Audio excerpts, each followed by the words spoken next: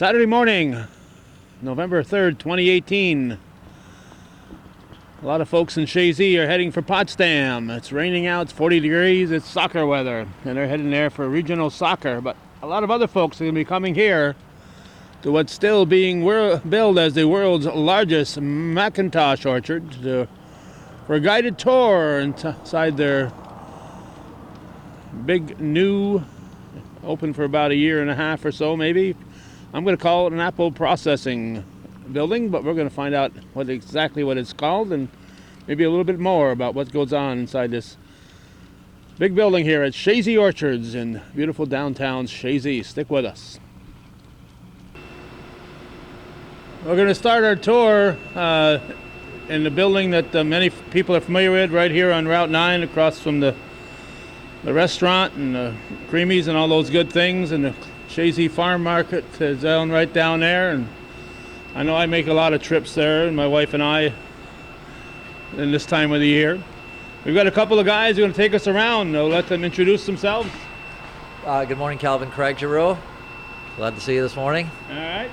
One of the owners, and Jay Toohill, General Manager. General Manager. Okay. So,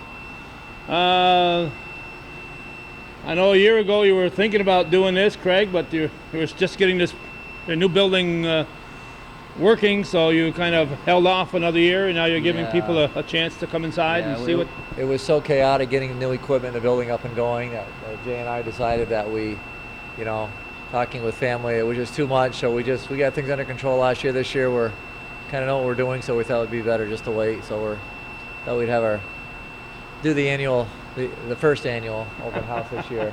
See if it'll be annual. Time will tell. That's right, exactly. All right, I know the first question I hear from people is, how big is that building? How many square foot is that? It's about 125 by about 500 feet, the new packing house. So that's dry storage, packing facility, along with cooler storage at the far end. So 500 feet. Yeah, when I first saw that going up, I said, right. The George Brendler Field is there, so it can't be a soccer field going in. But and I know they didn't play basketball, so maybe it's a hockey rink, so I didn't know. It could be, right? It could be an undercover rink or soccer field for sure. Okay, so this is the tour today. This is where you'll start. You'll see some of the old equipment that has been here since the 30s, and for people who are so inclined, Bob, Ben, and I did several great shows here with Don Green, looking at the facility, and we looked at the packing that went on in this part over here, and this is pretty much been replaced now, this packing area we're going into, or you still use it? We kept it. We haven't used it in the last year. We kind of kept it as a backup in case we had issues or problems with our new line, but fortunately we haven't had to use it, so everything's still intact. But eventually we'll probably turn this into more storage. Jay and I, we really, just at this point, are still thinking what we're going to do, but probably eventually take use of the space and move the equipment out. Yeah, as I recall, the apples came in here and were gently put on a conveyor, gently dumped. Gently dumped. Apples float, they start in water. Yeah. And then they go down and they're basically brushed, washed, waxed, dried, and they were sorted. And the ladies at each of those stands taking in, they would eliminate some of the apples by size, right? Right. Yeah. I like. Jay can talk to. This machine versus the new machine. The difference really is. So on this machine here, everything was done by size and weight, and it did have a color sorter when it worked. But in the new building, as you'll see when you get over there, that does color, size, defect, internal and external. Takes several pictures of every apple in black and white and in color. Oh. Every apple. Every apple, 33 times of every apple. So it's not a permanent picture though. It's not. There we go. Progress continues here. Yeah. So yes, it did. It does like I said, 66 pictures of every apple, and then that puts it into a computer, and it's looking at the quality of that apple, and it's making a decision that we used to make to know what box to put it in and whether it should be cider or extra fancy or fancy. It's amazing what computers are doing. Yesterday, there's an online site that has over 8 million pages of newspapers from New York State, and You just type in J2 Hill and type in a date, and they'll tell you everything. It's If pretty there's anything in there impressive, written yeah. about you in the newspapers in New York State, they'll find it within seconds. It's just amazing what computers can do. Exactly. You can find anything now, even for troubleshooting now. There's so many things you can find, you know. And when it comes to this line here, it was a very good line. It did it well for us, but it got to the point with the growth of the orchard, we just needed to expand bushels and packing time and all that, and give people quality of life. So we're not working 6-7 days a week, down to 5 days a week in a normal schedule. Okay. How long have you been here at Chazy Orchards, Jay? I've been here for a little over 8 years. Okay. So was the Green still here when you hired? Trey was still here. He stayed on as a consultant and worked with me for probably 3 or 4 years, and which he was a pleasure to work with. You know, he showed me a lot. You know, I didn't come from the Apple world, so I had a lot to learn. So. All right. So I assume the cider and donuts aren't available here every day, right? Not out here, no, but they're up front. For purchase. So they're free for anybody who comes here. So Exactly. part of the tour. Okay, so this machine in operation is available online, as I mentioned. So people looking to see that in operation from over 20 years ago can do that. But we're here to look at the new facility, Yeah, the one that's replaced this. Yeah, with this machine, as you remember, it was every apple had to be picked up by the employees and looked at and decided. Over at the new building, we still have the same number. We have more employees actually, but a little less physical work than it was here. Here, every box got picked up. Over there, every box gets. You'll see when we get there, it gets put on a ramp and it's taken away by belts. Okay. Now I noticed in the trees that are outside the building over there that there's some on the ground. Are those going to stay there? Do you have people coming on to pick up the stuff that's on the ground for? We do. If it ever stops raining, which has been a tough week here, we will be picking drops. There's a couple processing places in Canada that use that. So we will be going in and retrieving those apples off the ground, the good quality ones. Yeah, the ones that are rotted, you just leave there. Exactly. Okay. So hopefully this week we'll get all those picked up. How about the ones on the trees? Are they all picked at this stage on November 3rd? We've got about 2 hours left of picking. 2 hours. Yeah, we keep getting rained out. Like I say, it's been 3 days in a row we've gotten rained out. So about 2 hours we'll be done. 2 hours. Okay, and why don't you pick in the rain? Oh, Outside of the people getting wet. the guys getting wet, and once they get wet, they're cold. It's just not. It's not what we want to do. It's not a practice we want to do. Okay, so it's an employee type of thing. You just Yeah. don't want to take good care of your employees. So 2 hours of picking. That's not much picking left. No, there's probably a couple thousand bushel left to pick. All right, so anything else we should see here or move on? I think we should move on. All right, we'll move on. All right, they are working while we were doing this. As you can imagine, never a dull moment here when you're with the Giroux family. What prompted the Giroux family to get involved with apples? You guys are kind of known for eggs. Yeah, I don't know if you're aware of that, but people think of eggs when they think of Giroux. Yeah, I know. It goes back 3 generations, actually. We're on our 4th now. I mean, a long story short, we were friends with the Greens. We grew up together, and Trey approached Willie and I 10 plus years ago, and with his health and, you know, with where he was family-wise, he wanted to know if we had an interest, and we had chatted about it and thought on it for a while. We had talked back and forth for actually a year or so, and Trey gave us the confidence that, and to his credit, he wanted to keep the orchard intact. He wanted to keep his employees employed, and that was important to him. And as we looked into it and thought about it, Trey had planted a lot of the right trees. He'd gotten into the Honeycrisp, he'd gotten into the Sweet Tango, the Snapdragon, he'd gotten into the newer varieties. So really from a vision standpoint, that probably was the most important thing. So he had gotten into all the good varieties. And they were young, and it was a young orchard. So the potential was here, and a lot of the, you know, as far as his packing house and the equipment and the buildings, for us that was the easier part for sure. And because the new varieties are where it's at, there's a little more money with the newer varieties. They're a little more sought after in the chains today. So with that vision, we kind of, you know, gave us a comfort. You know, people felt or thought or said or spoke that, hey, maybe they're going to go to turn it all into crops, and that really was never the intent. I mean, if it didn't work, if it didn't play out. It was certainly a backup plan, but was never our intent. And obviously, with the commitment to the, that we've been planning it, yearly, and with the new packing house, obviously we're committed to continuing to grow. And it's long term. It's a good long term, and we like the diversity, Well, you gotta have something for that fourth generation to do, right? Well, it certainly helps, and and with the eggs, you have the packing house, and you have the distribution, and you have the marketing, and you have a lot of similarities with the trucking, and it just even when we were sorting this equipment, a lot of the equipment and technology is very comparable between the egg packing house and the apple packing facility, and it's all, I guess, fortunately or unfortunately, the only options you have left now is that it's European. Like our grater here is a Griefa, it's a Dutch company, and our egg packing equipment is the same way, it's Dutch. But that's, when it comes to this specialized equipment, that's kind of where it's at these days. You really don't have much for other options, and all that helped. So it kind of gave us the, I guess, long story short, it gave us the confidence to continue on and look at this. And it's been good diversity for us, Calvin.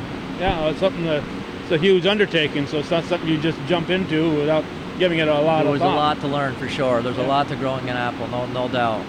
Yeah. Jay has, Jay being we knew Jay, his family, and when he was available through the Wise situation, great manager, and he's really learned a lot of the specifics of the apples and running this thing day to day. So it's all about people, and we've been fortunate to be associated with some good people, and it's come together. All right, now this is strictly some storage and packing. You still got all the cold storage. The apples are going to still be put to sleep and all that good stuff. Right, we pack most of the apples over here at the old. We still have the packing. So we built this fairly close with the runway here, very close, so that we can bring all. We use all our cold storage and CA storage at the old packing facility, the old house, and really that's mostly storage over there. It always really was. And then we built this here, so it's easy to get the product over. And this is a much more sophisticated.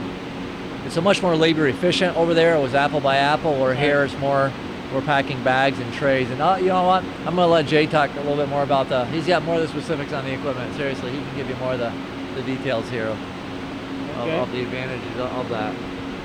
All right, and you said, told us on the other building, that's all computerized, right? It's all computerized. All right, so whether it be dumping the apples that you see right here in front of us, we got a robotic dumper. This is where they come in?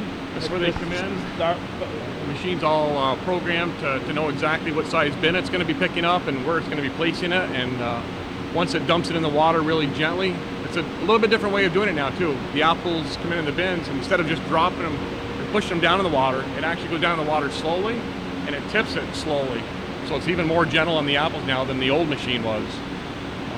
We spent 3.5 years, Craig and I and his brother Willie, basically looking at all the different technology was out there in the machines and traveling from East Coast to West Coast. And we felt at the end of our travels that this was the best machine for our varieties of apples. So as you see, it's very gentle. We filter the water here, as you see. After the apples go through the water, they get filtered. Then it gets washed off, and then brushed and washed again. And then they get dried, fan dried. And then downstream a ways, we'll see it as we get down through, but there's a waxing station, and then they get dried again. Okay, before I forget, Craig mentioned all the new kinds of apples you've got, but the sign out there still says world's largest McIntosh orchard. Is McIntosh still a big part of what you do? Absolutely. This is the region to be growing McIntosh in, and people tell us that don't take out all your Macs because it's still an apple that's sought after, and this is probably the best area in the country to grow them. So I don't see McIntosh going away for many, many years. We're still over half McIntosh. Yeah, exactly. We're still half Max plus. We've gone into these other varieties just because of consumer. They want a sweeter apple, they want a bigger apple. So it's really worked out well there too. Between Sweet Tangos, Honeycrisp, the new Cornell apple Snapdragon is going to be a very good apple, I think, in the industry. People are really liking it. Just through our farm market sales and all that, they've asked about it. You say Cornell, so Cornell is helping develop some of these apples? Cornell actually developed a lot of the newer varieties. There's Snapdragon and Ruby Frost. We don't do the Ruby Frost here because we have a shorter season, but as you get south in New York and western New York, it's another variety that people are growing. We have a few here, but it's not one that we would grow because we have such a short season. Okay. And as we haven't had a lot of real cold weather, has that helped prolong your season? I'd say this year here, it's helped prolong our season. We didn't get coloring early on, so we were It was a late spring. It was late spring, and then not having the cold in the fall to color up the apples and bring the sugar content out of them. So the first few weeks we were doing a lot of spot picking, which we'd rather not do. We'd rather pick half or more of the apples at once. Well, yeah, you got those guys going out there, then they got to go out again, the same tree. Yeah, it's been a long fall for that reason there. We would actually rather the temperatures would drop, September 1st, Labor Day, and right around 34 to 36 degrees. That would be the best thing for all of us. For you? For us, definitely. Yeah, absolutely. No, you said all of us. Yeah, I'm not. Once we get them picked, then it can go back up temperature-wise. Oh, okay. All right, where we heading? Well, you can get up on the platform, Calvin, give you a Okay. chance to see the apples floating around. All righty. One there, one here. Yeah. See if they come and they go around. There they are, floating by. I see different colors here. The ones in the earlier box, were more red than this group. Depending which orchard they come from. We're running Cortlands this morning. Right now, we're actually going through a product change. We're going from Honeycrisp to Cortlands. Oh, okay. So you're right. You're actually at a good time to see the change in varieties. All right, and that computer's going to know when. Our guy that manages this building in the packing line, he actually programs it in. He puts a pause in the machine. There's gates that come down, so it keeps them separated. And it basically knows where every apple is within a few seconds of each other. There's no chance of a Honeycrisp being packed with a Cortland now. No, absolutely not. No, like I say, right here is a gate that Todd had down just before we swapped, and that would do it. Well, it looks like the first tour is coming. The first tour is here. If you watch those old movies, old black and white movies, computers are huge, fills up. They are. But this little computer here, what's it doing? This little computer here is keeping track of how many bins go into the machine, what size bin they are, and it's telling the robotic dumper which size bin it's grabbing and where to place it. When that bin comes back up and it's empty, it'll know to put it down there in another stack of threes. It's smart enough to be able to flip them upside down so that we can stack them easier and all that as well. It's more gentle on the bins than the old way of doing it. All right. So we're moving on here. So these here will all be dumped in there today or shortly. And the empty boxes are taken away. And you got to store all those from year to year. We do. Luckily, we have some storage buildings that we can keep them indoors and out of the weather. So right in front of us here is the washing and brushing section. That's cleaning all the apples. All right, I can go up the stairs? Yes, you can. All right. Keep the camera rolling as I make my way up these. Whoop. My camera cord got tied up. So just a few steps. I see a huge apple in here in the middle of all those others there. Well, that's the thing with Cortlands. Cortlands can be small and they can be big. They like, on this farm here, it depends on what block they come out of. Some are larger than others. It's like pumpkins, huh? It is, just like pumpkins. And the Honeycrisp are the same way. We get some smaller ones, we get some relatively large Honeycrisp here as well.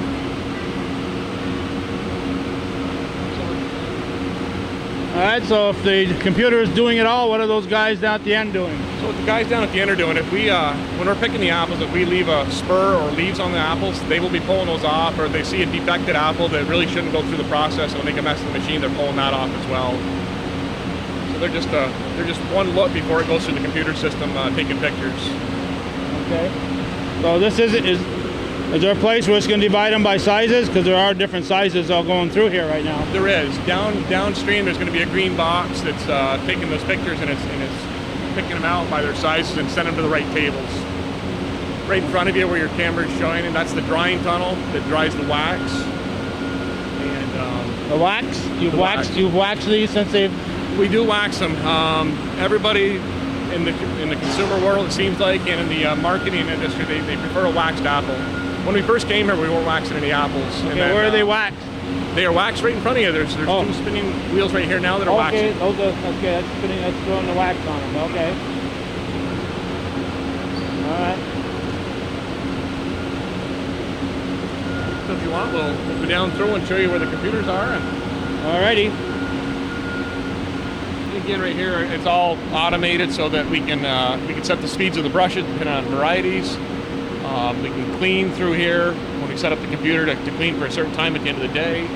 So there's a lot of things we can do now that in the old building was all manual or done with the employees. Where now the employees are concentrating on making sure everything's clean in a different way now. Okay, so this has been operating for about a year. This long operation here inside here or not? That's correct. We started this building a year ago in September, so we got a little over a year under our belt. Like Craig said earlier, it was a learning curve the first couple of months in this building because it was new equipment. Working the bugs out took a couple months, but now it's a pretty smooth process. It's definitely a lot better for the apples, for the people, for movement, filling the orders. It's been a great thing for all of us. Usually you still start picking around the end of August sometime? We do. In the past we have this year here, we didn't start picking until September 12th. Again, and it was just because we didn't have any cold nights to develop those apples into a red strain that we want, and getting that sugar content. They were still tart until that date, right? Basically. And like I said earlier, we did a lot of spot picking just to get stuff in the coolers. Yeah, there were a few. We did have a few apples in there when you visit the Chazy farm market there. There were a few apples for sale, but not a lot. That's correct. You're right. We had certain varieties that developed, and there were some that just seemed to drag it out this year. Okay, so since September 12th, then is this part here been operating then? Yes, it has. Okay, and we've got 2 more hours of picking. How many more days will this be necessary to do this? We will run this machine probably up until May. Last year we ran it right till about May 30th. So it'll be about the same this year again. So the apples that haven't come through here, you put them in cold storage right away? Is that how it happens? That's correct. They go into CA storage where we drop the oxygen level down to 2.5%. And the temperature in CA storage is at 38 degrees, and regular storage we set it at 32, just to prolong the life of an apple, to give you a good, firm, crisp apple. Yeah, if you buy a bag of apples, the best thing to do is keep them in that bag because it helps them to stay asleep, the oxygen. That's if you true. take them out and put them on your kitchen table, well, They start to mature quickly. Yeah. But keep them in the refrigerator, keep them inside that bag as much as possible so their oxygen level is down. Yep, exactly. You got it right on there, yep. All right, let's wander through here. That tour has gotten ahead of us. Look at that. Helen's real fast.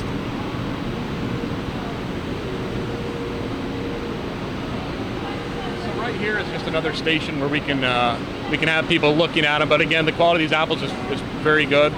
So we don't have to put any bodies here right now. They're down there packing and doing different things. So where you see the light flashing, that's the camera box. That's taking the 33 pictures in black and white, and 33 in color. Every apple. What that's doing there is, again, it's just taking pictures so it can figure out the size of the apple. It's also looking for external defects. So if there's a bruise on the apple, a cut in the apple, a slice, bitter pit, which is something you see occasionally, any kind of defect, we're training the computer to think like we do and to send the apples to the right location at the end of the line.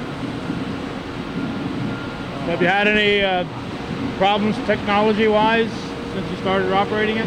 There's been a few bugs, but we've been able to work through them all fairly quickly. So yes, I mean, it's like I say, we did a lot of homework initially early on, and we knew that this is probably the best equipment as far as getting up and running and everything. This line here isn't running right now. What would happen here? So right here, this is where if it's a variety or a size of an apple that we really don't want to pack today, or we're gonna put it in bins to send to somebody in a fancy bin to go out to the Midwest, we'll say, we'll actually run it through these. These are general bin fillers. Okay, is that kind of what's happening on that other little line there? On the line over there, that's actually cider. So those are going for either applesauce, apple cider. They're going for some sort of a processing market. So they've been rejected. They've been rejected. Yep, that's the. Percentage-wise, you got an idea? How many end up? It's going to really depend on the variety and the time of the season they were picked, but we could be anywhere from 2% ciders to 20% ciders, and again, it depends on the time of the year and the quality of the apples for that season. I imagine you prefer 2% to 20% cider. We do. We prefer 2%. That's correct. You know, with Galas and Snapdragons, we definitely hit 2% on a pretty regular basis on those there. Macintosh is slightly higher. Honeycrisp is more challenging because they are such a high sugar content that they do generate a few more cider apples or processing apples. Now, even though the farm market will be closing up just before Christmas, there's still apples that can be purchased here in Chazy, right? That's correct. That right through May? We will keep that farm market open until probably June or July again this year.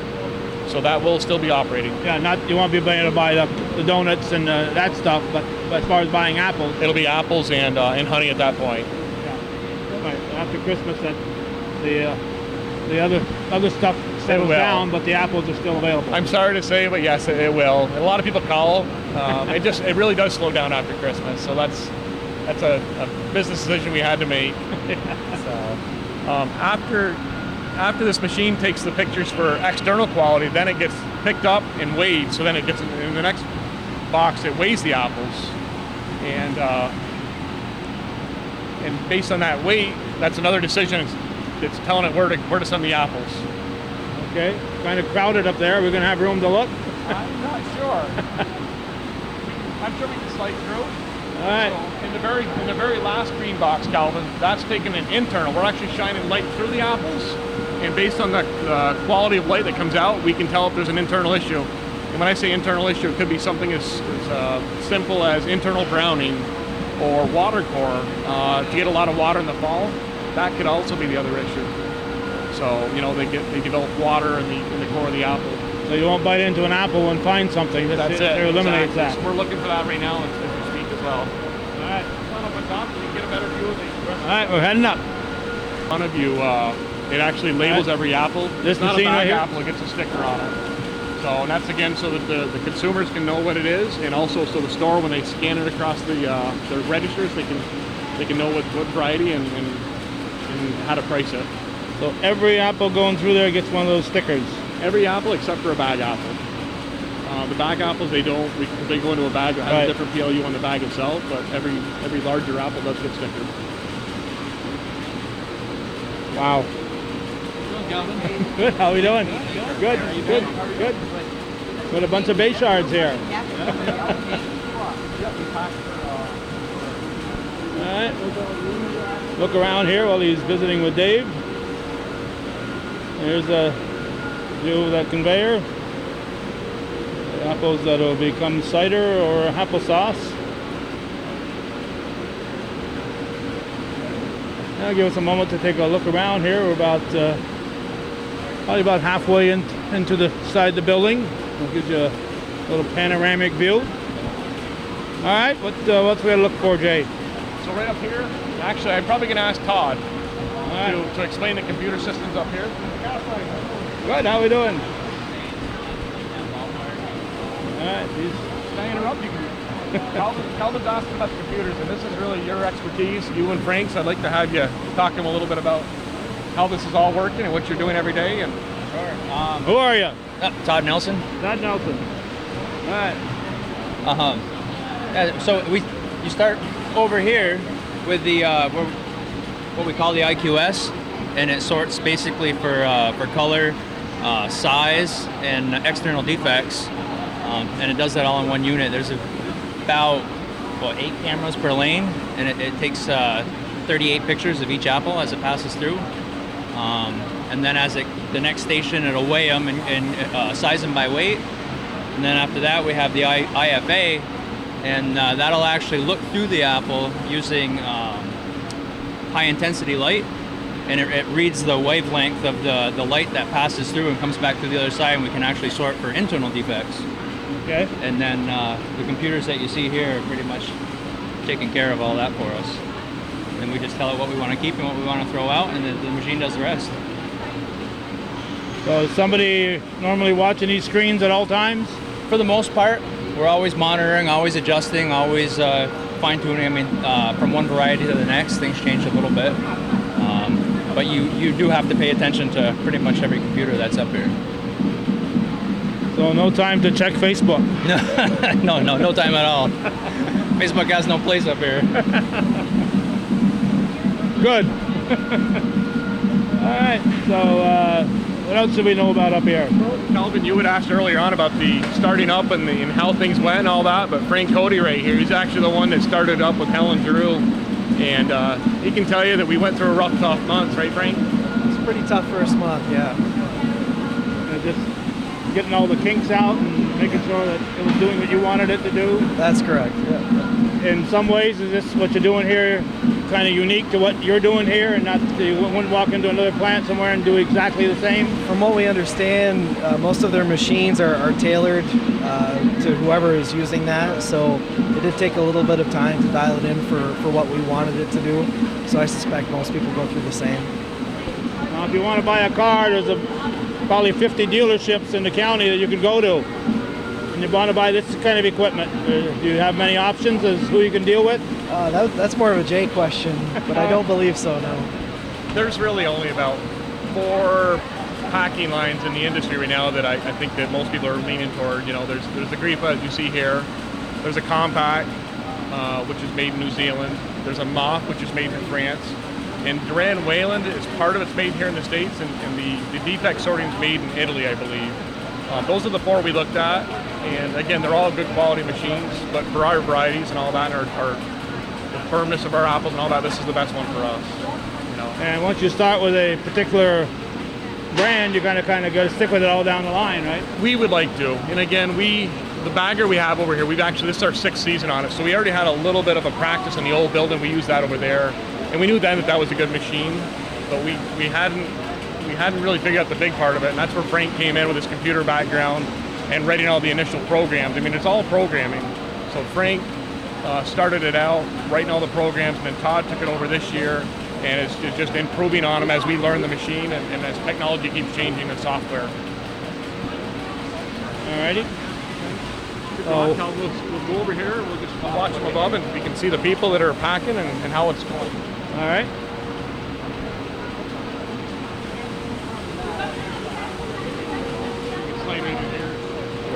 Come over on this side of me here, Jay. Okay, So as you see here on your okay, but this is kind of similar to what we used to see in the old building at this point. kind of similar. The only difference here is we're feeding trays in the back, and then as the apples come out on the belts, they're gently being let down into cups, kind of like an egg into a cup or a styrofoam egg tray. And then what the people do is they're just looking for any other issues that may be with them, and they're making sure there's exactly the number of apples in a tray, and then they get placed in a box. So again, there's very, very little or minimal lifting at all on this machine. That's on the left side is tray filling tables. On the other side, there's bagging lines. Oh, okay, these are people are bagging. Yeah. So where are their apples coming from? Where's that trolley? These apples here are coming underneath us on some belts that take it over to that side there. And again, every apple gets weighed one more time for the bags to make sure we put the exact amount of weight, and then a little bit of a buffer in there for the end result to be heavier than what the bag says. You know, and down at the end, way down at the end, you'll see there's a taper that's taping all the boxes. Before we had a taper, but it required a lot of manual pushing the boxes through and things like that. So that's all automated as well, so that it senses and measures and it knows exactly what size box is going through, so it can do that job. And hanging from the ceiling is our box conveyor. So in the back room, we have boxes made up ahead of time, and we have people putting the boxes on this conveyor, and it's bringing around. So as the guys and girls need boxes, they grab it off the box conveyor and start filling them.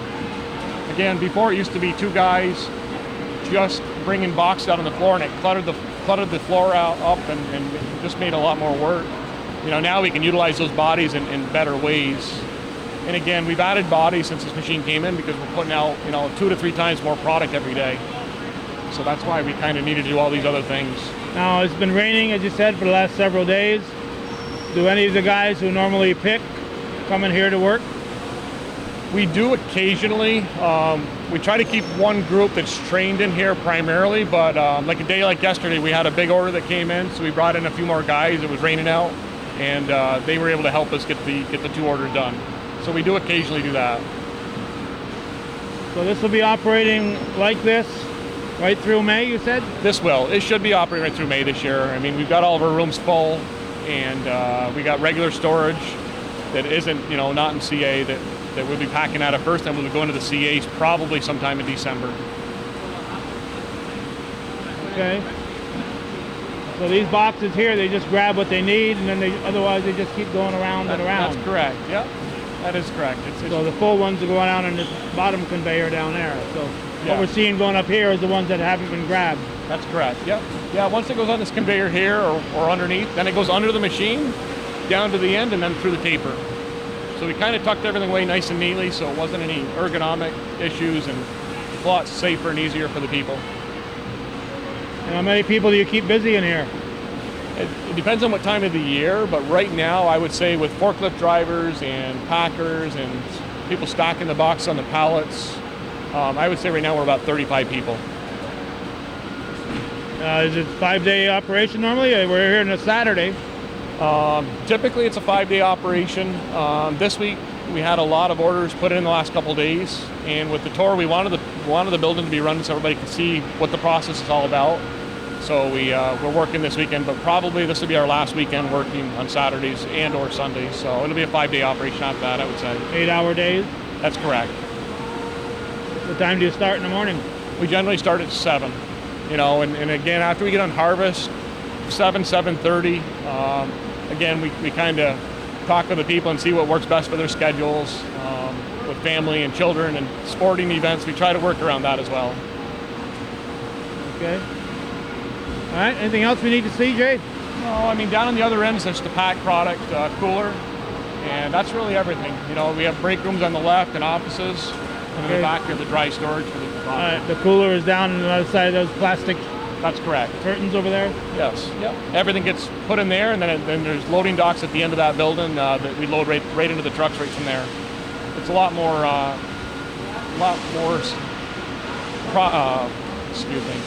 lot easier process than going from building to building loading trucks. So it's Okay, so in one door and out the other end.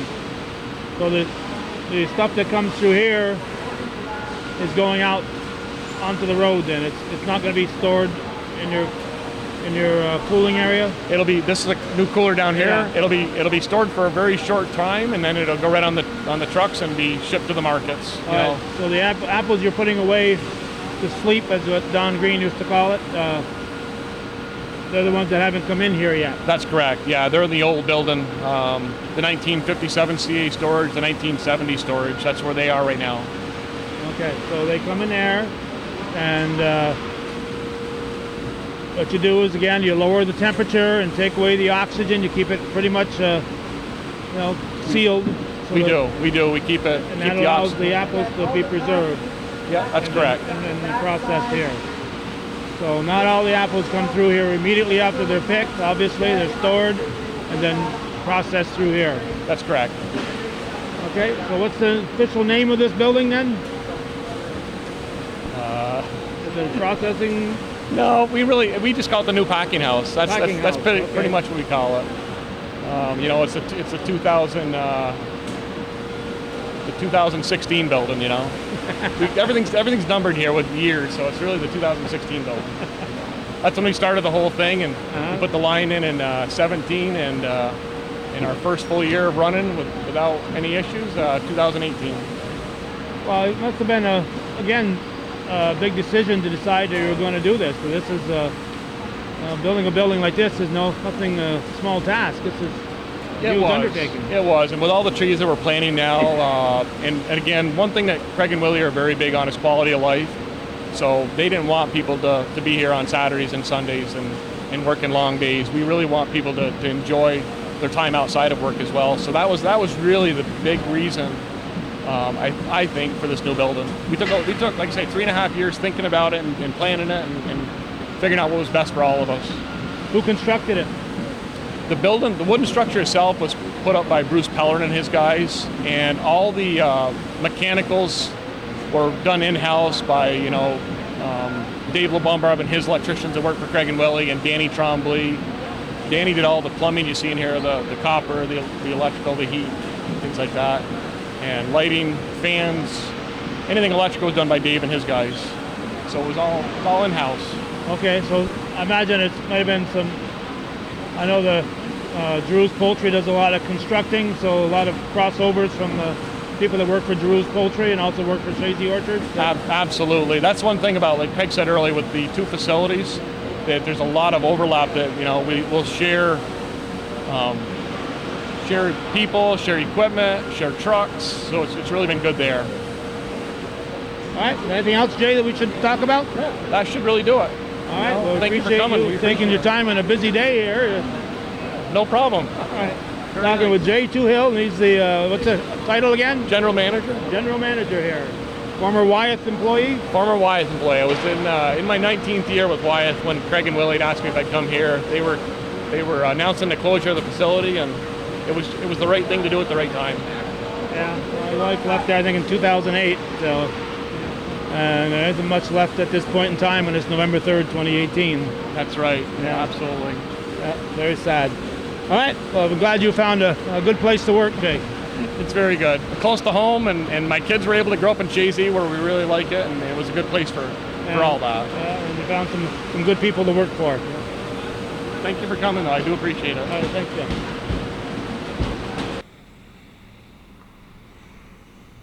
I'm going to close with a shot of George Vrendler Field. It's kind of vacant today as the teams are playing in Potsdam for the regional competition. Boys and girls Chazy teams are both Section 7 champions. And give you an outside look at this huge, I think Craig told us 125 by 500 foot processing facility. And it's just off Route 9 here in Chazy. So our appreciation to Jay Toohill and to the Giroux family for allowing us to take this video tour, and we hope you enjoyed it. And we invite you to look online for our programs we did in the past. Bob, Ben, and I were here many times talking with Don Green. In fact, there's an old film there from 1948 that Don allowed us to use and show. But we've got other video that shows the old way of doing it. We've got people picking apples and all kinds of stuff. So the story continues here thanks to the Drews family. And Chazy Orchards is doing well. Well, thanks for watching and supporting viewer-supported local television, hometown cable. Without viewer support, none of this programming would be possible. Again, thank you for watching.